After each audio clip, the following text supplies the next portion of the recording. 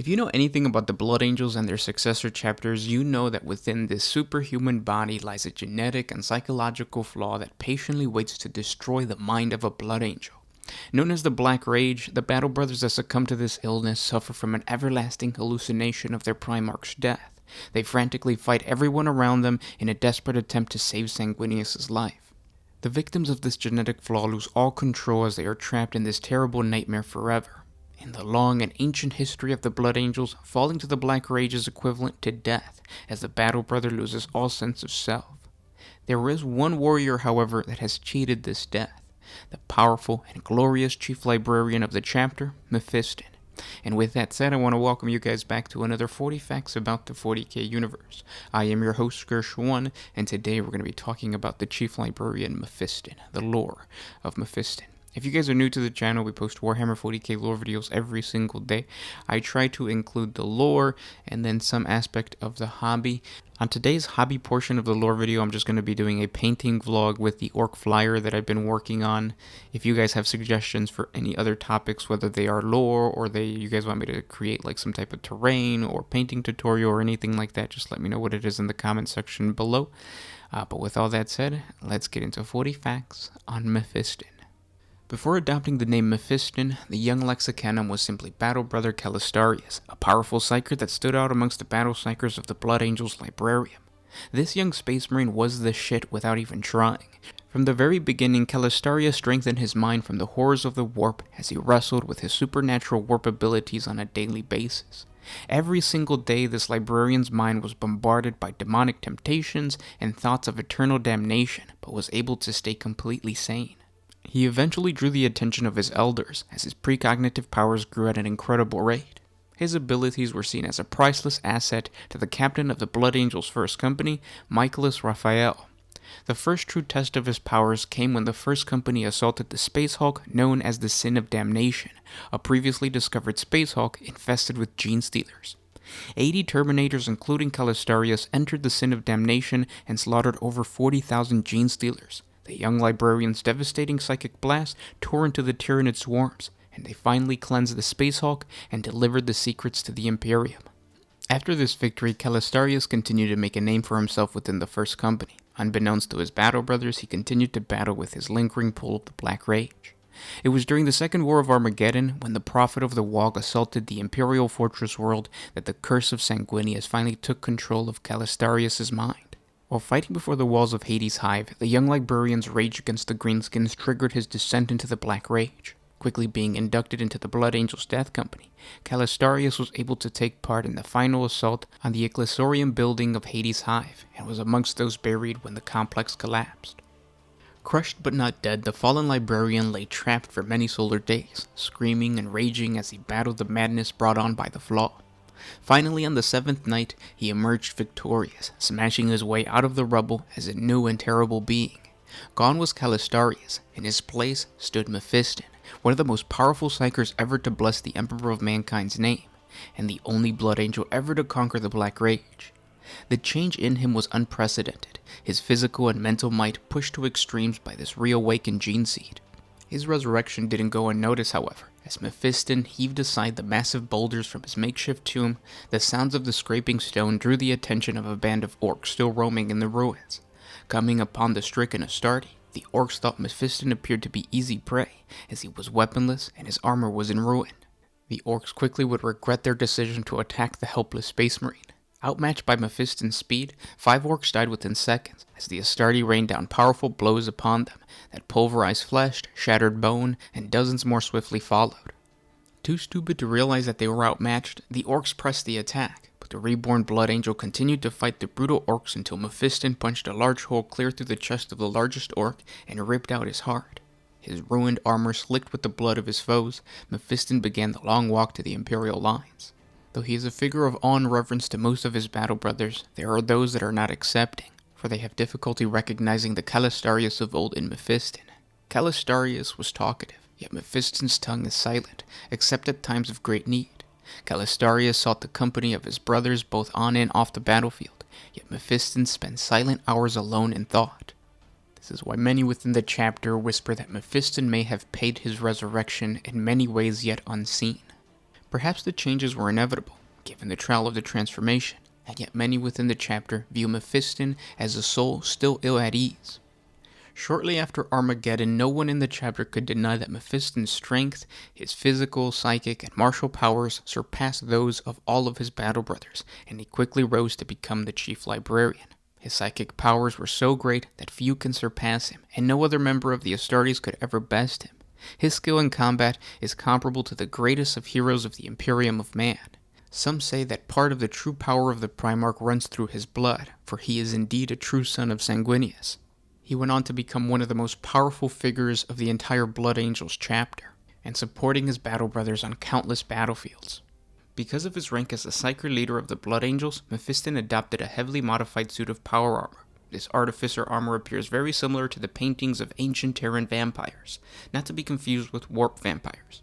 Instead of the standard psychic hood, the nullifier housing is sculpted to appear like a long caped collar. Bone etchings cover the entire suit of armor, and of course you can't forget the very uncomfortably defined nipples that rest on the chest plate. He also bears the Vitaris, or the Sanguinine Sword, and a plasma pistol. Mephiston would go on to save the chapter from the Reborn Angel, an event in Blood Angel history that nearly destroyed the chapter. This is a story I've covered in previous videos. It's called 40 Facts and Lore on the Blood Angels versus Blood Angels. I'll put a link up above, but if you guys want to hear more about my favorite Mephiston story, we have to go to Hive Hollonen. Late in the 41st millennium, the chief librarian Mephiston responded to a request for assistance from the Hive world of Hollonen to deal with an uprising against the authority of the Imperium. What at first appeared to be a run-of-the-mill, if not large rebellion, was soon revealed to be a deep-seated infestation of Tyranid gene-stealers. Mephiston's strike force purged the xenoparasites and their psychically addicted cult members from the Hive City, but it was already too late. As the last brood of gene-stealers were brought down in fire and blood, Hive ships from the splinter fleet of the approaching Hive Fleet Kraken were arriving in the system. Mephiston immediately recognized that his strike force lacked the numbers to repel the Tyranid swarm of this magnitude, and so he assumed command of the planet's defenses and sent an astropathic request for aid to Bao and Koinal, the nearby chapter planet of the Blood Angel successor chapter, the Angels Vermilion. The battles that ensued within the depths of the Hive City strained even the ever-present lust for battle of the Blood Angels. The first assault by the Tyranids eliminated the planetary defense batteries and the automated sentry guns. The second destroyed the chain of ancient but necessary fusion accumulators that provided the Hive cities with most of their power. What resulted was a furious war of survival in the guts of the Hive city's primary underhive. Mephiston's Blood Angels found themselves stretched to their limits as they tried to rally the planetary defense force against the endless swarms of Termagants, Raveners, and Carnifexes. Only where Mephiston personally entered the fray did the human defenders hold. Over the course of 2 terrible weeks, Mephiston proved his worth time and time again, never once sleeping or taking rest from combat. His deeds wrote a new legend for the chapter.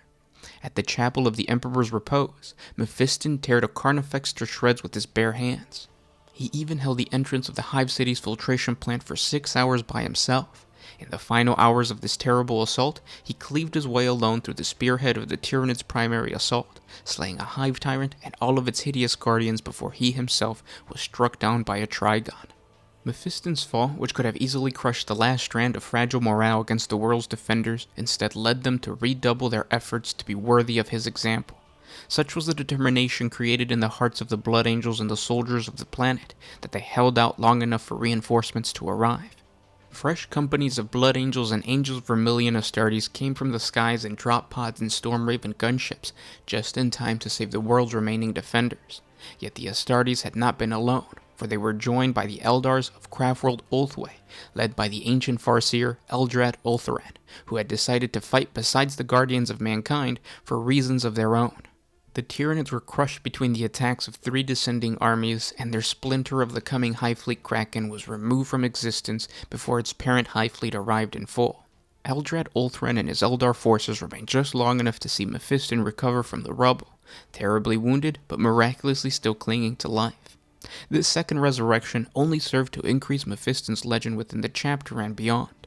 And that's the lore to Mephiston. This is a character that I'm going to return to probably in the near future, just because he's such a big player within the Blood Angels lore. He has way more campaigns and battles that he's fought in that I'm probably going to create 40 facts videos for. So just stay tuned, subscribe to the channel to get those. Now, in the beginning of this video, I did say that I was going to give you guys a showcase or a painting vlog of my of this guy that I'm painting, the Daka. It's not the Daka Jet. I forget what it's called, but the mech flyer. As you guys can see, I haven't gotten very far. Nothing noteworthy, nothing for me to show you, so I'm not going to do that today. I'm just going to work on this guy silently in my room without the burden of having to film it or anything like that, just because it's not anything special. But I did want to answer some questions that you guys left off in the previous 40 Facts video. It's the 40 Facts video on the Orc Flyboy, the Crimson Baron. So if you guys want more lore, check out that 40 Facts video. I'll put a link up above. It's pretty good.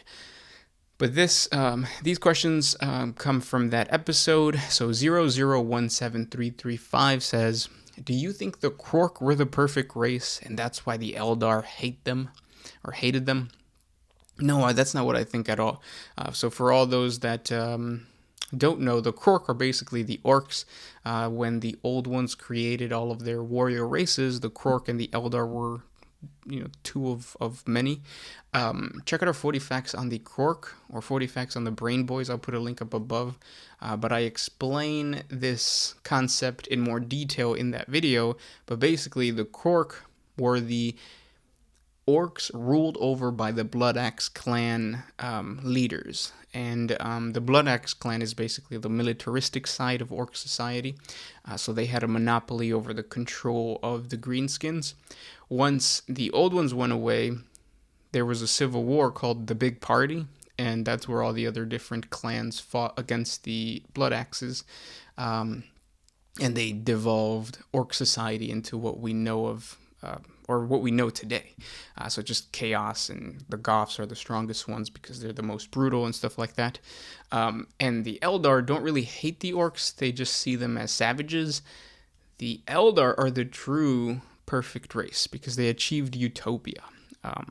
Obviously, that utopia fell because of the birth of Slaanesh, but that's not something that they knew. Like, even when the old ones created the Eldar, they didn't know that these psychically powerful warrior races were going to mess up the Immaterium and create the Chaos Gods and bring in the Psychnuans and all that kind of stuff. Check out our 40 facts on where are the old ones now. If you guys want to learn more about that, I'll put a link up above. But good question. On to the next one. Joel Leva says, I'm a DoorDasher, and as I'm listening to this, I've got an order for Bridget B. I know it's not a question. I think she's from Florida. If you follow her on Instagram, I think she posts from like beaches in Florida. Obviously, she's like a millionaire, so like she can live in multiple places. But if you live in Florida and you got a Bridget B, that's kind of cool.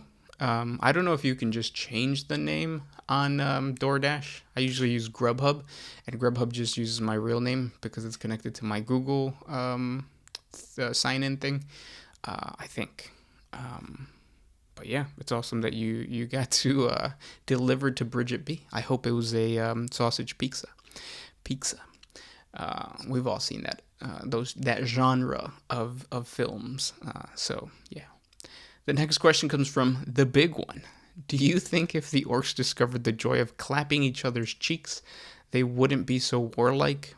No, they're not bonobos or whatever those apes are called. Because I know like the chimpanzees are patriarch, and then the bonobo are matriarchs. So it's like the women-dominated and the male-dominated societies. And obviously the bonobo are more like about making love instead of war. But no, the orcs will always make war just because they don't have any junk down there. I created a 40 facts video pretty recently about why, or the orc reproduction cycle. I'll put a link up above to that, but I also explain why orcs wear pants if they don't have anything to cover up. It's pretty interesting, but like I said, I'll put a link up above. Then the next question comes from Conquer 420 or 420. I keep noticing the wall art behind you. Did you paint that? How long have you been painting, and do you paint things other than Warhammer? So no, I did not paint this. This is actually a piece by a graffiti artist from Chicago named Exhaust. He was repping SB since birth. You can kind of see it right here. But yeah, that's where this comes from. It wasn't me. You could probably still catch some of his artwork around like the south side or the west side of Chicago, which is kind of cool. And then do I paint? I do paint other stuff than Warhammer. I actually don't really paint Warhammer stuff, or I mean, I paint miniatures, but I don't actually paint that kind of stuff. Maybe I'll start like a separate Instagram account or something, and introduce you guys to my art and all that kind of stuff. But yeah, it is very much like graffiti and urban art and all that kind of stuff. And then you go on to say, I don't play Warhammer, but find the lore to the universe fascinating. Keep up the great work. Thank you. I really appreciate those types of comments. Thank you. And then there was another question that I saw from Tafa DZWAK. Outro song / sample name or link, please. So the outro song, the link to that is in the description. So is the just the regular music that you hear during the 40 Facts videos. That's going to be in the description as well. One of them is like the Wars of the Kings or Kings of War, something like that. And then the other one is the Municipal Vice. I don't remember the name of the actual song, but you could find the link. It's in his SoundCloud and all that kind of stuff. But yeah. Thank you guys so much for all of the cool comments that you guys left in the other 40 Facts video. I appreciate the fact that you guys are enjoying this new format of 40 Facts videos. More of them to come, and yeah, I'll talk to you guys tomorrow. This was Gershwin with One Mind Syndicate signing out. Always